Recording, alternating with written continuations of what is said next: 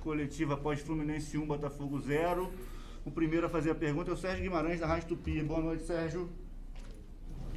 Boa noite, Daniel. Boa noite, companheiros. Boa noite, Roger.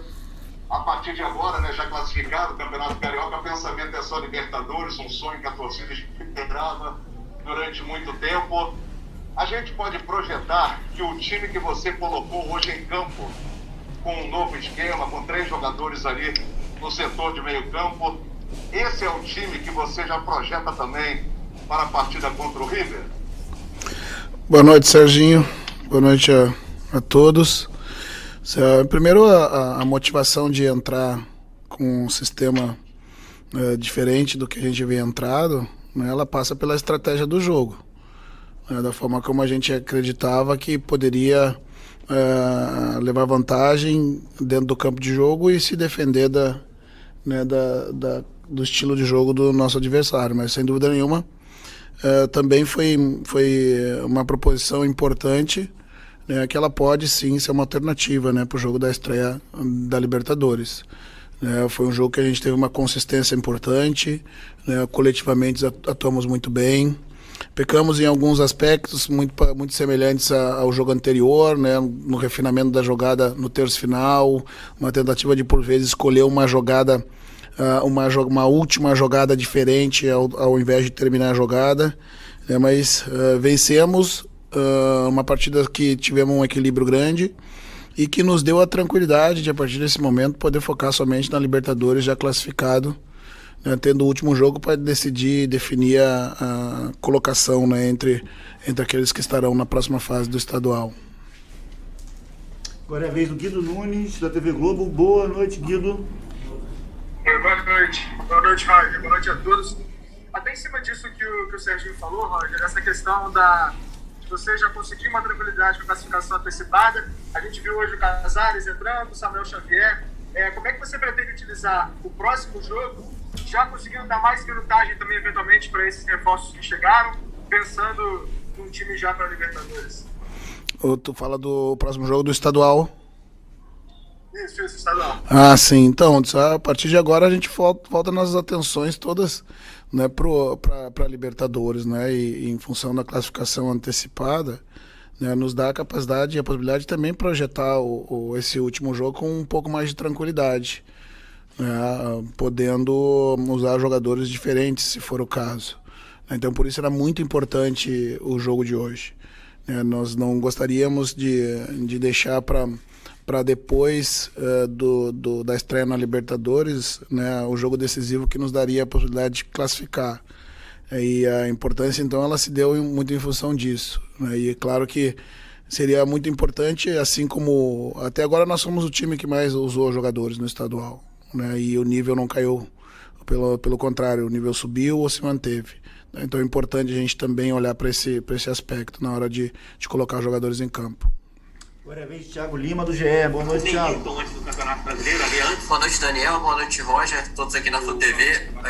Roger, parabéns pela vitória primeiro. Eu queria te perguntar a sua opinião, a sua avaliação, né, dos reforços que chegaram agora essa semana. E também te perguntar o que você já analisou do River Plate. O que você vai precisar anular do River Plate na quinta-feira? Então, os jogos do River Plate passam toda hora na televisão, né?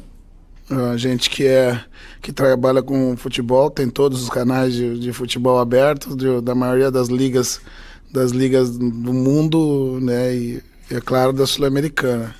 O River tem um treinador há quase 5 anos, né? Tem um modelo muito clássico de jogar, né? Que é também com médios no meio campo, mas não com meia de articulação na cabeça desses médios ali à frente desses médios, com 2 atacantes à frente, propõe o jogo com a amplitude dos laterais, buscando desequilíbrio, quase que os laterais não participam da jogada de articulação na saída de campo, já protegendo também, né, o time das transições com 3 jogadores de forte pegada no pós-perda. Mas é claro que a partir de agora a gente começa a olhar com um pouco mais de detalhamento, mas o segredo e o sucesso do River está, obviamente, na continuidade, na qualidade dos jogadores, num modelo bem desenvolvido há muito tempo. Mas hoje o que a gente propôs também foi justamente ter essa força de meio, né, para combater os jogadores de dentro do campo, né, e poder ter no nosso jogo também um desequilíbrio pelo lado. Eu acho que funcionou bem. E a partir de agora a gente começa, como eu disse, o refinamento do estudo do adversário, mas sabendo que nós estamos jogando em casa, que é um grupo difícil, mas que nós somos protagonistas também dentro desse grupo. Agora é a vez de Aline Nastari, da TNT Esportes. Boa noite, Aline. Boa noite, Dani. Boa noite, Roger.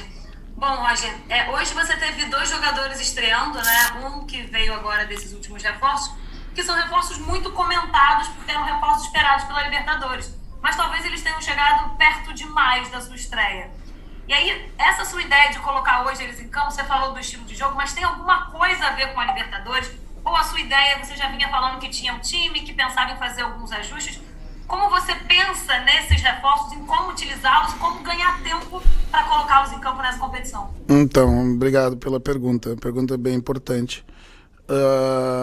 Também a ideia era a gente poder, os outros jogadores que estavam até esse momento conosco, já os conheço dentro desse sistema, dentro dos sistemas que nós trabalhamos, né, que não é um só, né. Nos treinamentos também tem a possibilidade de poder trabalhar em outros sistemas pontualmente para determinadas circunstâncias de cada jogo. E hoje foi uma oportunidade de ver o Casares, mas sobretudo o Samuel, né, que eu só tinha conhecimento de jogar contra, né, muitas vezes, mas quando você trabalha ao lado do jogador que você tem o conhecimento das suas características mais detalhadas. O Casares, já trabalhamos juntos, então eu sei onde eu posso utilizá-lo. Eu posso utilizá-lo por trás do centroavante, eu posso utilizá-lo no tripé, como ele entrou no decorrer do jogo, né, e também posso utilizar no lado como ele acabou a partida. Abel, Bombadilla,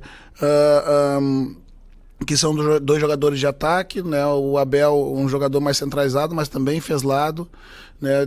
O Raul Bombadilla é um jogador que joga dentro e joga pelos lados também, com força e com velocidade, né? Podendo me dar alternativa, até mesmo conseguir jogar com 2 atacantes à frente, em função do Raul ser um jogador de mais mobilidade e de velocidade, de busca de espaço às costas, né, dos defensores. Né, a vinda do Manuel nos abre um leque de possibilidade, né, em função dos adversários. Hoje tá abrindo muito as amplitudes, muitas vezes ora com os laterais, ora com os pontas, pisando na linha. Eu poder abrir uma linha com 5 jogadores, né, eu tendo tanto o Manuel quanto o Lucas, zagueiros que têm destreza para jogar mais fora da área, se for necessário, sair na caça de um jogador que flutue no setor. Então eles me dão muita alternativa. Na minha opinião, a gente contratou 4, 5 jogadores, mas que eles podem se transformar em 8 ou 9, porque atuam em funções diferentes e nos dão um leque maior. Para encerrar, é a vez de João Gurgel, do Saudações Tricolores. Boa noite, João. Boa noite, Daniel. Boa noite aos colegas. Boa noite também ao Roger. Parabéns pelo resultado coletivo. Roger, até em contrapartida do que você falou, são muitos reforços, como a torcida gostou bastante. Mas, e a garotada? Uma quantidade de reforços, o nome de peso até, inclusive, o Abel, você está na frente com o Badilha. Há um receio de que a garotada, Luiz Henrique e Kaique, possam perder um pouco de espaço do time, ou vai ser se adaptando, né, conforme as situações do jogo forem mostrando? Obrigado. Não, acho que é isso que você mencionou. Vão se adaptando de acordo com as funções do jogo. Os jovens são muito importantes. A gente já demonstrou isso na utilização deles, só que também nós éramos cobrados porque se entendia que os jovens talvez não segurassem, né, uma Libertadores com muito peso. Então a gente vai no mercado buscar jogadores com mais experiência, né, e com características e capacidades que podem, além de nos ajudar em campo, ajudar o desenvolvimento desses jogadores. O jogador jovem ele precisa desse cara mais experiente, né, para que ele consiga se desenvolver bem, né? A gente não quer abrir mão dos jogadores que até agora nos trouxeram até aqui, Nós queremos que ele continue contribuindo com a gente, né, estando no campo, entrando 5 minutos, né, como entrou o Kennedy hoje, ou o Luiz, que hoje, pela opção que eu fiz, não esteve em campo. Né, e os jovens sabem, eles têm que entender que o processo é esse. Ora se anda alguns passos à frente, ora se retrocede um pouco, né, para que a gente consiga fazer esse debut dos jogadores jovens, né, de uma forma definitiva, né, e que eles possam ser lançados e não mais voltar, né, para digamos pro anonimato ou para uma segunda condição, que não seria bom nem para eles nem para o clube, né. Nós queremos que os jogadores se revelem para o Brasil e para o mundo de uma forma bastante contundente e cada um no seu tempo. Obrigado, Roger. Obrigado aos colegas. Uma boa noite. Valeu, gente.